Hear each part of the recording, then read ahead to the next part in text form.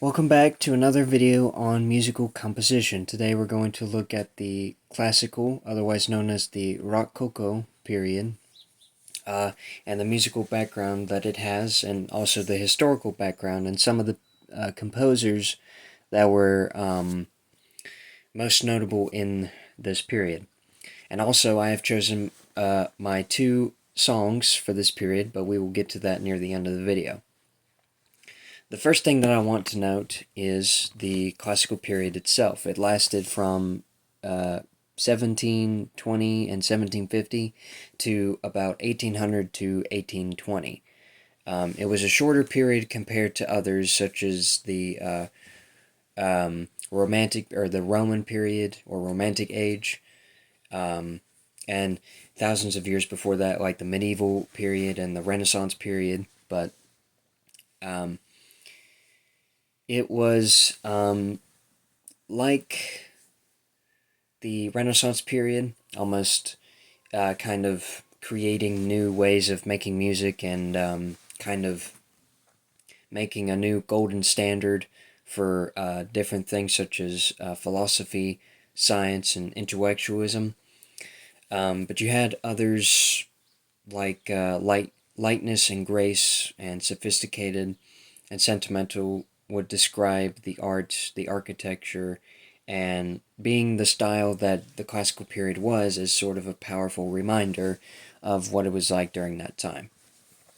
Uh, this gave rise to things such as the Enlightenment age, which was when reason, philosophy, science, and intellectualism, as previously mentioned, had started to grow, and this brought inventions such as the steam engine, the mercury phonometer, raw materials such as steel, rubber, and all sorts of things, with the Industrial Revolution coming soon.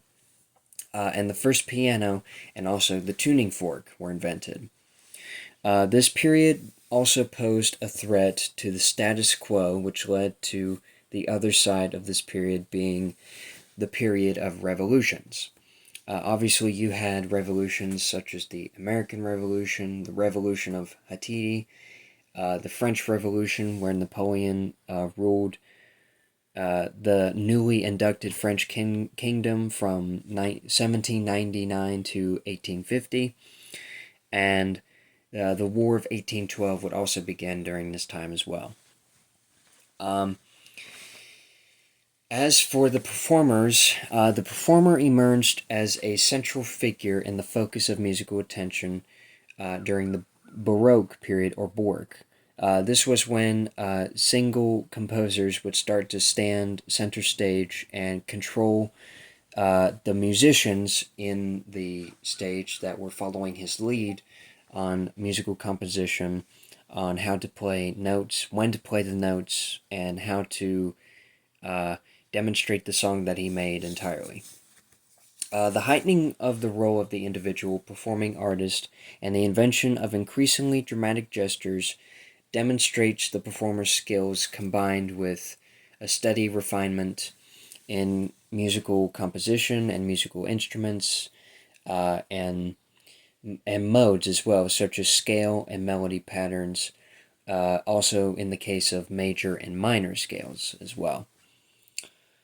Uh, Before the classical period, the Baroque period had a equal temperament system for tuning the strings or pipes of keyboard instruments, evolving and developing that has had profound effect on the nature of musical language. Now, this was about a couple decades before the classical period. And if you reverse in time back to about maybe 1,000 years before, during the time of like the Greeks and the Romans, and also the Egyptians, before medieval times, they were the first ones to put these theories and musical systems into place in the modern Western world. Uh, Few actual musical examples survive because of early notational practices and the gradual erosion of oral traditions. So it was dying off and they had to find a way to preserve it. So they transferred it into different languages, into different cultures, so that their music can be preserved not only in their culture, but in other cultures as well. What is known is derived from the writings of the period and iconography, which is basically depictions of performing musicians, instruments, and musical events in sculpture form and in wall and vase paintings. And then if you fast forward to the medieval times, traditions of musical performance were kept alive by the church and the music sung and played by wandering minstrels. And then as you go through these different periods and we get up to the classical period, uh, it would come to be more of an elaborate contraptional texture of Baroque, giving way to music of subtle dynamic differentiation, often based on simple folk materials such as rhythm and melodies. The relationships between tonal materials and large musical forms achieved their highest state in the sonata and an opera. So that was their musical and historical background for the most part. Uh, you also had composers such as Ludwig von Beethoven. You had people such as Mozart. You had people such as Joseph Haydn, who dominated the classical period with how they created the music that they did. Beethoven himself was a German composer and pianist, and is widely regarded as the greatest composer who ever lived.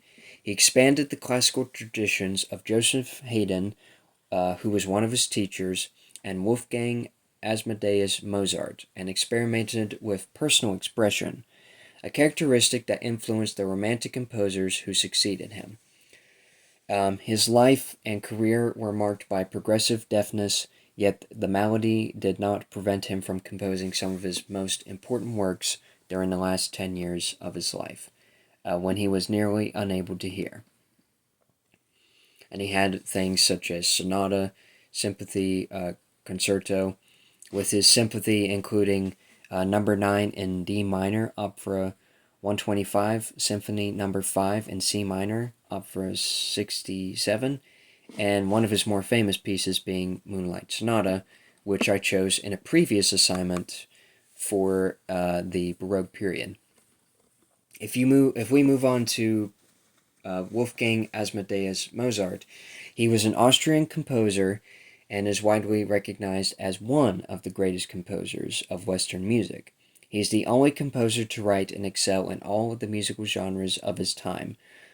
He was rumored to have the ability to play music at age 3 and to write music at the age of 5. Mozart began his career as a child prodigy. Notable compositions include the Mirage of Figaro, Elvira Madigan, and Clarinet Quintet in A minor, K581. And then you have the last one that I'll talk about, Joseph Haydn. Joseph Haydn was an Austrian composer and was one of the more important figures in the development of the classical style of music during the 18th century. He helped establish the forms and styles for the string quartet and symphony. Haydn was a prolific composer, and some of his most well-known works are Symphony Number 92 in G major, Emperor Quartet, and Cello Concerto Number 2 in D major. His compositions are often characterized as light, witty, and elegant. They all were about the same age, too. And it's impressive that they were able to make these kind of musics in the first place. Most impressively, Mozart, because he was able to play music at age 3 and write it at age 5. My two pieces of music that I chose, and I'm sorry for butchering the pronunciation on this. I might not get it right.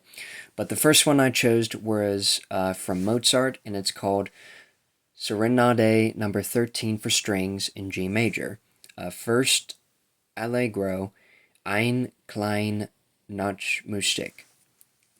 And the second one that I chose was called The Messiah.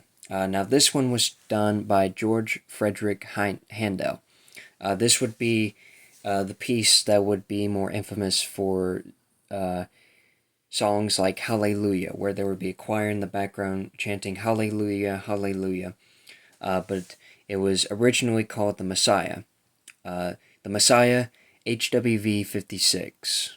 And it's by George Frederick Handel. And that is my presentation and my analysis of the classical period, or also known as the Rococo period. It's got different pronunciations, and if I butchered the pronunciation, I apologize, but I hope that this presentation will help you kind of understand the classic period in sort of a summarized way. I know that there's other examples like this done in the same format, but this would just be simply an add-on of what has already been presented. So I hope you all do enjoy, and I hope you all take care, okay? I'll see you later.